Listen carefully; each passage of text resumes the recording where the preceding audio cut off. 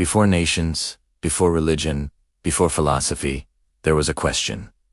What is life? Is it survival? Is it suffering?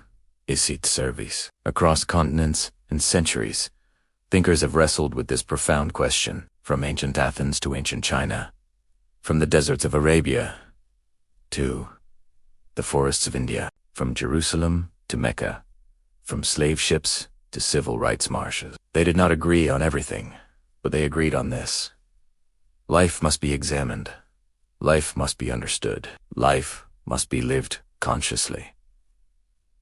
Tonight, we bring them together, not in debate, but in dialogue. Part I, the Greek beginning.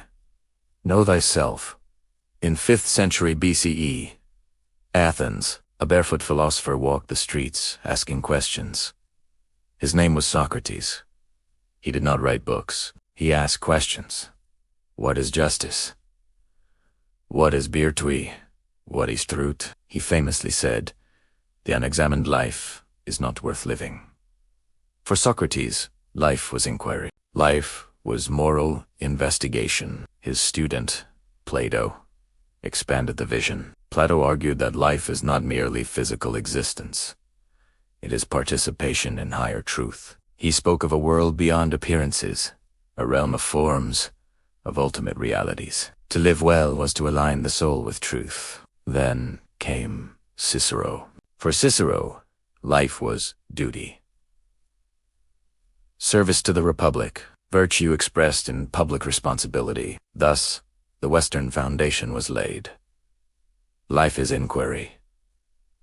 Life is truth-seeking. Life is civic duty. Part 2, the Eastern wisdom, harmony and awakening.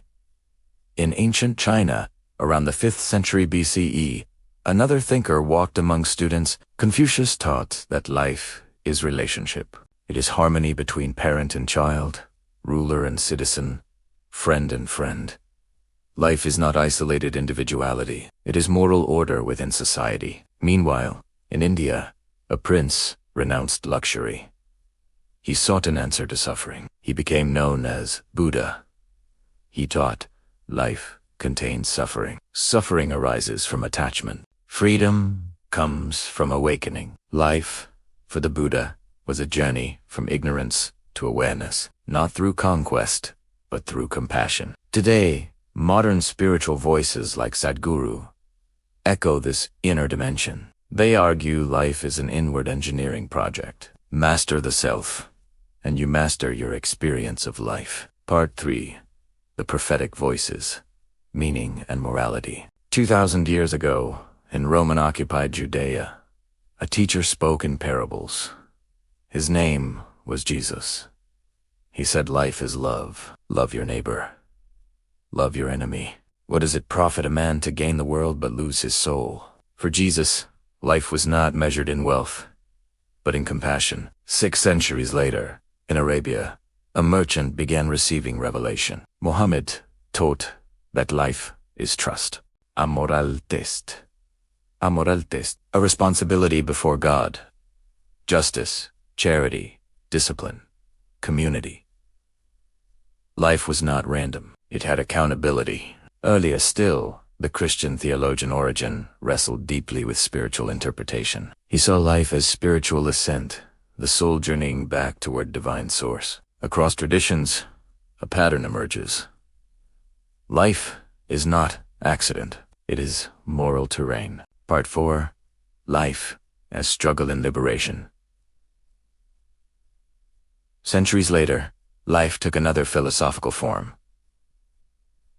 Resistance. In the early 20th century, Marcus Garvey proclaimed, "Black life must reclaim dignity." He preached self-reliance, economic independence, pride in identity. Then came Elijah Muhammad, who framed life as spiritual awakening from oppression. His student, Malcolm X, evolved publicly.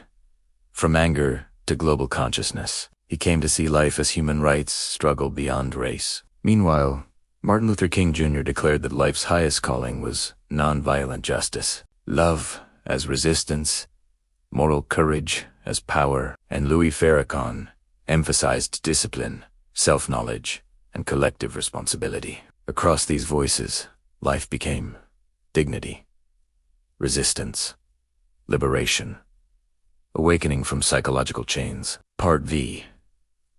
Life as philosophical integration. Across civilizations, three themes repeat: know yourself, serve others, transcend ego. Whether Socrates or Buddha, whether Jesus or Muhammad, whether King or Mao, life is not merely breathing, it is becoming. The modern thinker Arun Miller reflects on life as conscious evolution.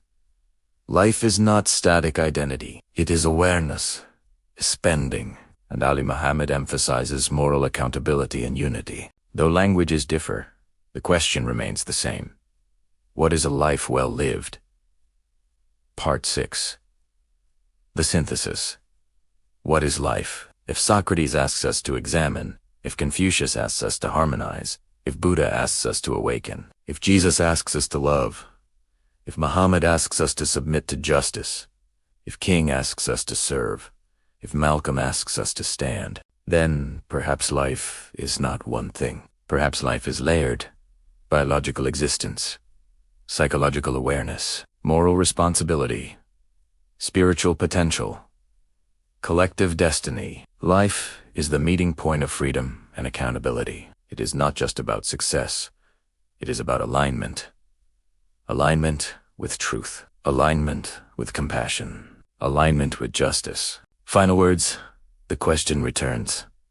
The thinkers have spoken across continents, across centuries, across cultures, but they cannot leave your life for you. Socrates can ask you to question. Buddha can point to awakening.